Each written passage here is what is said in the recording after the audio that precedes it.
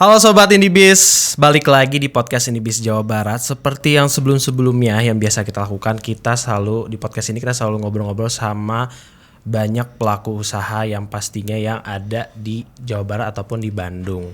Nah mungkin sebelum-sebelumnya kita udah podcast bareng pelaku usaha dari kuliner sampai seni, dan sekarang kita makin meluas nih. Itu salah satunya kita akan ngobrol-ngobrol sama salah satu owner yang berjalan atau bergerak di bidang fashion, yaitu ada Bicilux. Dan sini sudah ada Kak Ren. Halo Kak Ren. Halo. Apa kabar? Baik, alhamdulillah. Gimana perjalanan ke sini? Macet, lancar? Alhamdulillah lancar. Oke, alhamdulillah.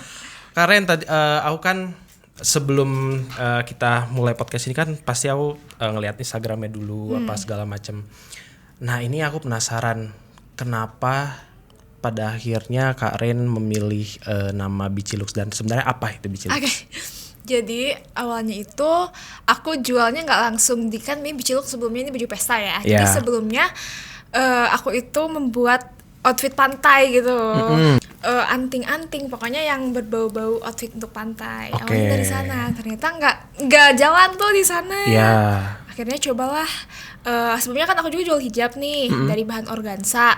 Nah mulai dari sana, pas waktu itu tuh aku tuh kan belum laku nih si produk ini, jadi aku coba research dari berbagai macam brand yang aku follow banyak banget. Ternyata si kebaya organza ini tuh lagi hype banget. Ya udah aku coba. Ternyata peminatnya ada tuh di sana. Nah di sana aku seriusin deh buat kebaya. Dari sana awal mulanya. Berarti memang dari awal itu tujuan utamanya adalah baju yang memang cocok dipakai ketika ke pantai. Terus juga ada aksesorisnya juga ya. Dan setelah itu ternyata belum nemu pasarnya. Setelah berganti ya kita bisa bilang ganti ini ya modelnya. Ternyata segmennya lebih dapet ya. Oke. Terus aku penasaran nih, kan memang tadi di awal Kak Rain bilang juga awalnya dari pakaian pantai, terus juga berubah lagi karena sudah ketemu nih peminatnya. Nah, sebenarnya kenapa sih pada memilih membuka usaha di bidang fashion tuh kenapa? Karena sebelumnya hobi aku tuh emang fashion. Jadi emang punya passion di sana, jadilah milih fashion, bisnis fashion. Memang ini ya karena cinta kepada fashionnya pada akhirnya gimana kalau buat ini ya merek sendiri ya. Betul. Oke. Karena emang udah seneng aja. Tadi Karen bilang karena memang suka fashion ya tadi. Betul. Nah, pertanyaannya adalah di momen dimana yang Karen tuh pada akhirnya mikir kayaknya harus mulai buka usahanya nih. Pada saat apa tuh? Karena waktu itu kuliah dan aku tuh nggak bisa diem, jadi dari awal lulus SMA tuh emang udah seneng jualan, cuman bener-bener macem-macem gitu. Iya, kayak dari berbagai macam lah gitu, palu gada lah ya. Cuman aku pengen banget nih kayak buat brand sendiri kan gitu. Akhirnya aku buka Bicilux itu ketika aku semester 5. Semester berarti pas kuliah udah mulai ini ya, merintis ya. Iya, mulai si Bicilux udah, tapi bisnis sebelumnya sih dari awal banget dari semester 1. Berarti aku koreksi lagi, berarti yang awal itu memang sebelum kuliah itu yang baju pantai tadi berarti ya? Enggak, atau itu tuh Bicilux tuh semester 4 berarti ya, waktu belum jadi. Berarti semester 4 tuh masih cari-cari gitu. Berarti baru ya benar-benar baru mulai itu semester 4 ke 5 berarti ya? Iya, berarti 5 awal lah udah mulai jalan berarti. Oke, menarik.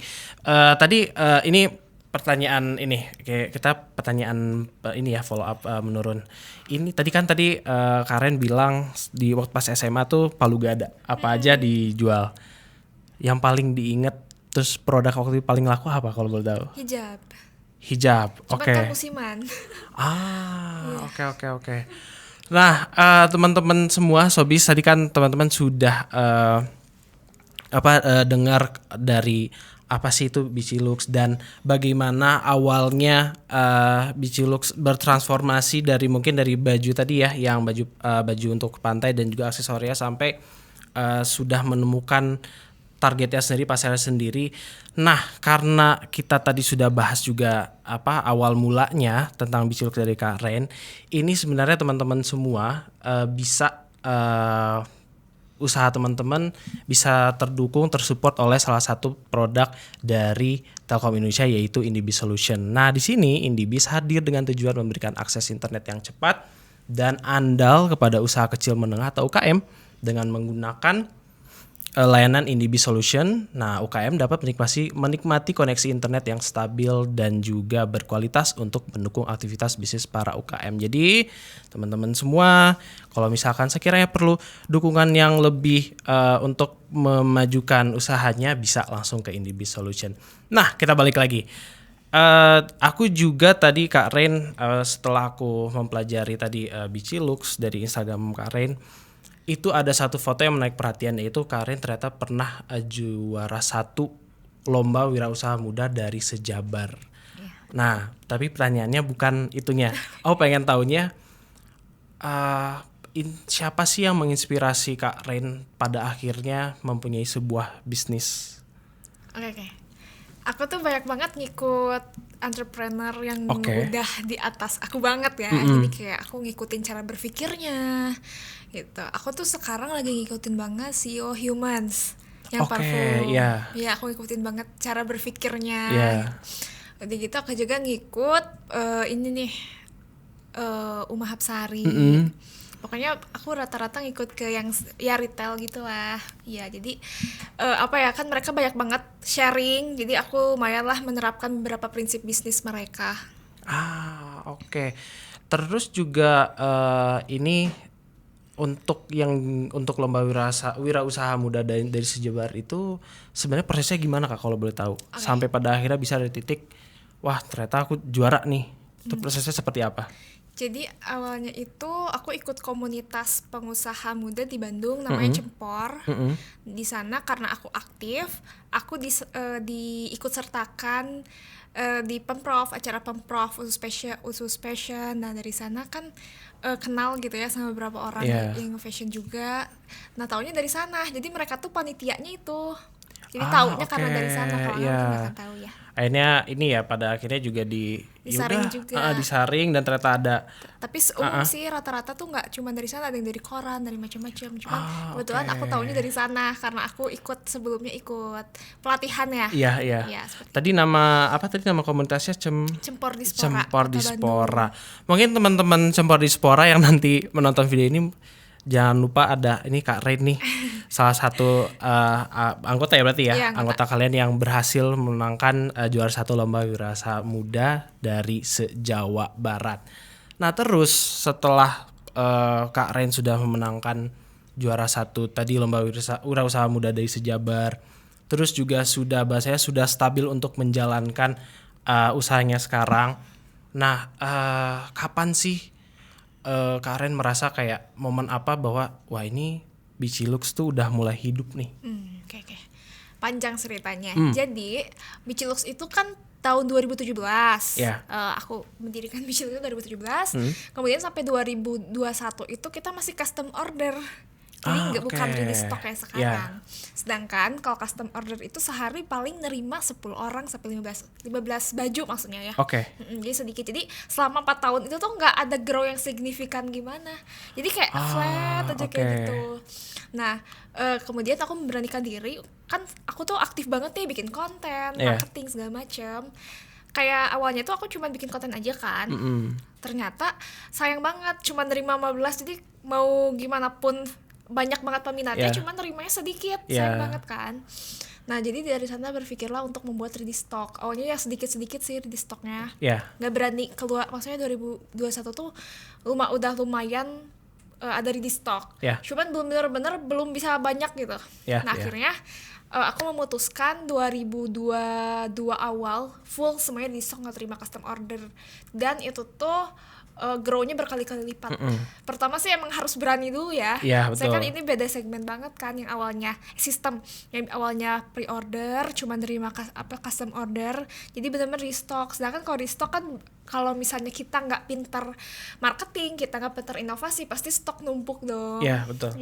Di sana benar-benar karena stok banyak, jadi benar-benar semakin gencar dari semuanya dicoba marketing semua. Berarti memang ini ya dulu sistem PO karena mungkin kayak yang tadi di awal masih meraba, merintis juga, terus pasarnya juga masih nyoba-nyoba dulu. Tapi aku juga pengen tahu nih Karen, tadi kan bilang PO ya, PO dan pada akhirnya ready stock. Nah sebenarnya kalau untuk tantangan untuk PO sendiri pada waktu itu seperti apa sih? Itu pusing banget. Itu aku PO tuh kan 4 tahun, berarti zaman kuliah juga masih pre-order kan. Dan itu tuh istirahat kelas tuh aku belanja kain. Jadi benar-benar aku gak punya social life di kampus. Berarti pulang beres kuliah langsung ke... Beres kuliah kan sudah jeda nih. Aku belanja kain. Pas beres kain ya udah aku kuliah lagi. Berarti itu pure yang dilakukan sendiri itu? Apa kadang ada teman kayak udah aku ikut bantu apa segala macam? Enggak sih, sendiri, bener-bener sendiri. Bener-bener sendiri berarti ya? Itu tantangannya besar banget sih waktu awal-awal. Oke, berarti yang tadi membedakan adalah yang tantangannya yang tadi untuk PO, berarti Karen bener-bener kasarnya adalah tidak memiliki social life. Iya betul. Kasarnya. Nah terus ketika sudah mulai stabil dan udah mulai ini nih ready stock. Aku pengen nanya itu udah social life-nya apakah sudah mulai ada lagi tuh? Sudah normal.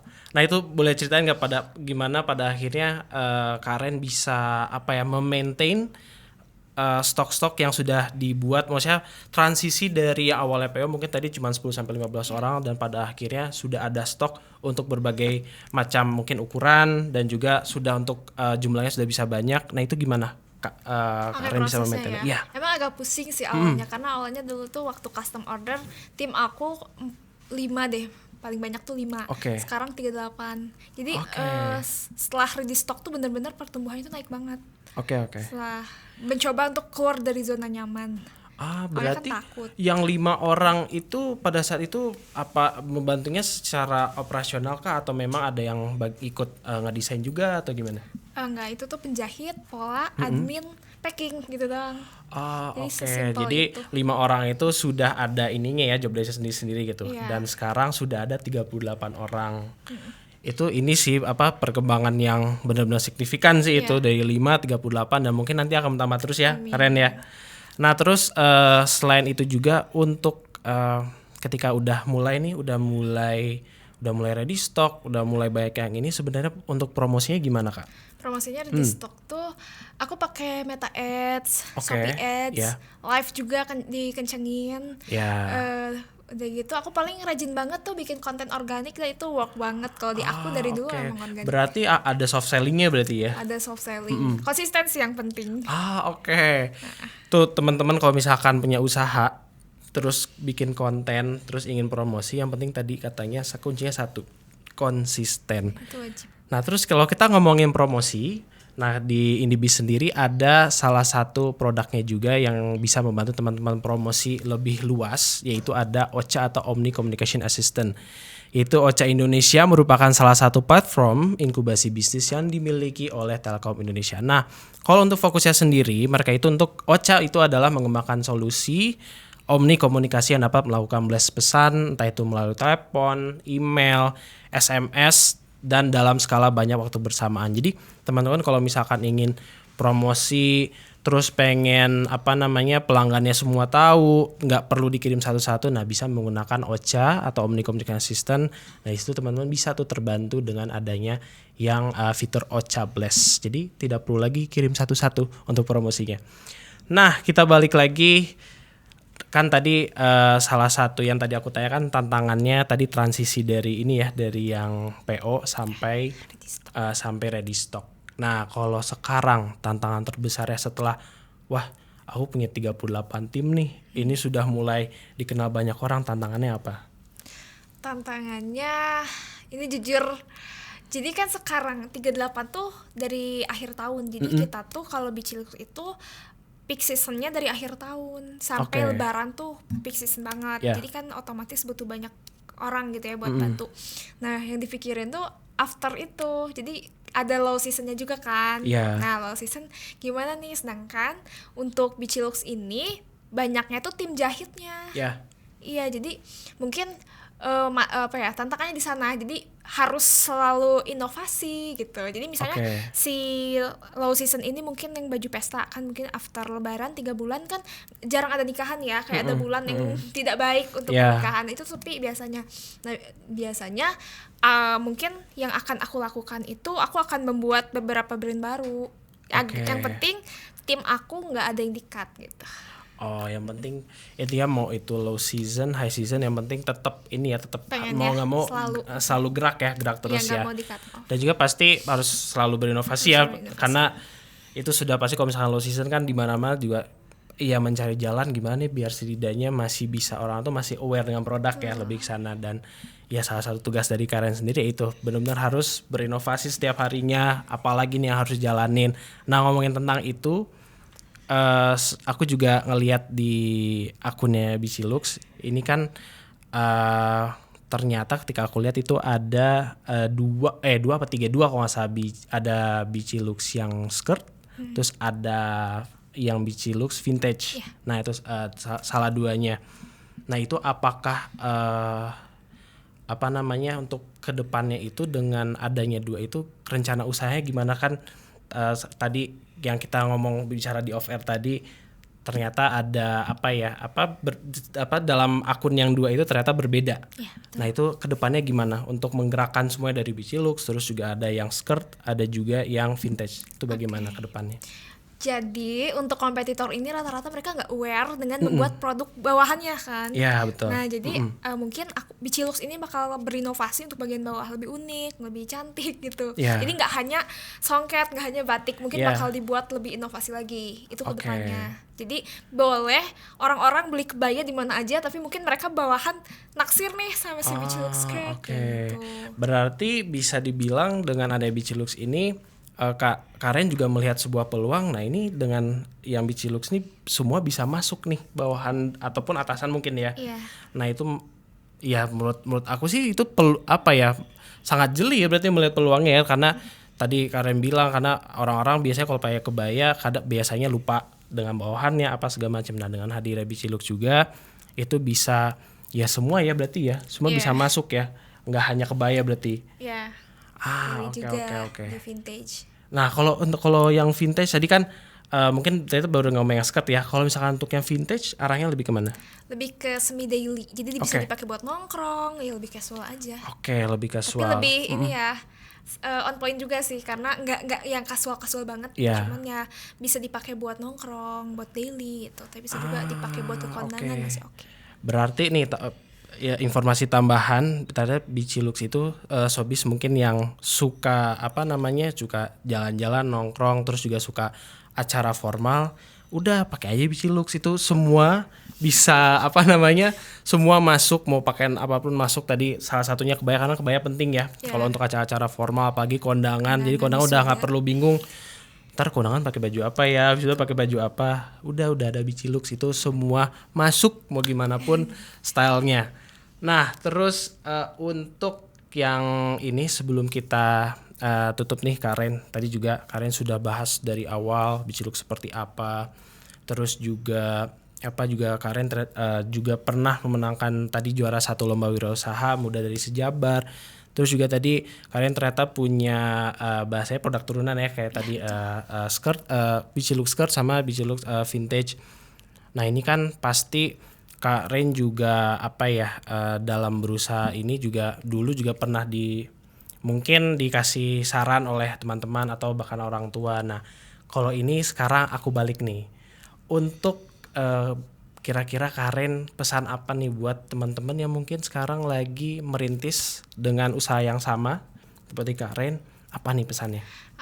Pesan dari aku mungkin kita itu sebagai pengusaha nggak boleh puas di sana gitu.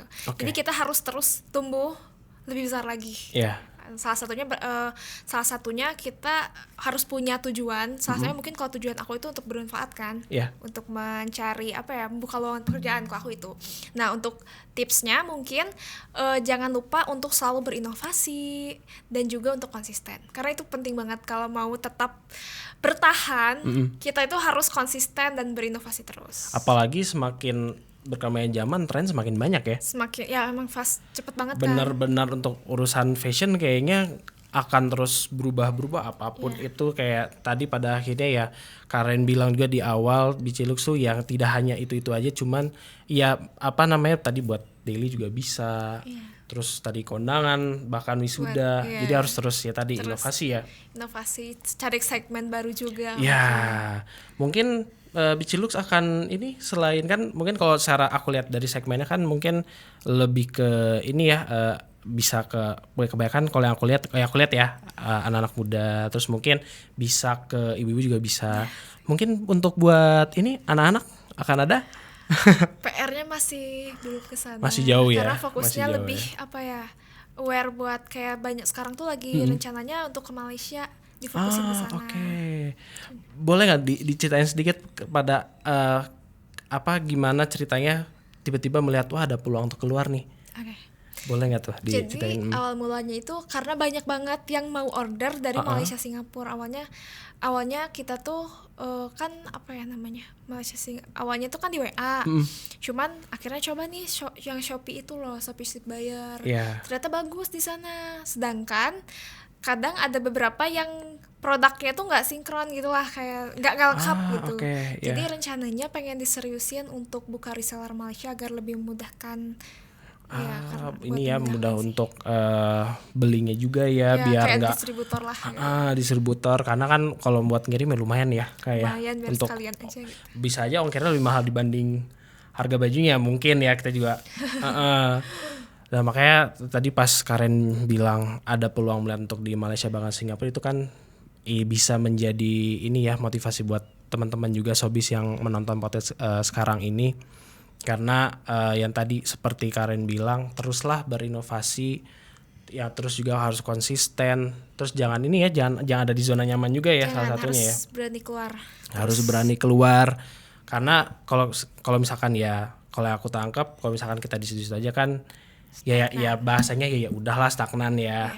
Kalau misalkan kita keluar dari zona itu mungkin akan lebih bisa lebih explore kayak yang sekarang Kak Ren lakukan itu pada akhirnya udah mulai explore lebih luas ya. Ya bisa maksimalkan marketing juga kan. Ya betul, harus maksimalkan marketing karena ya percuma kalau misalkan Sobis sudah bagus penjualan tapi marketingnya masih ya belum terlalu masif. Nah sekarang saatnya untuk dimasifkan karena sayang banget karena teman-teman juga bisa mencontohkan apa yang biasa dilakukan Kak Ren juga.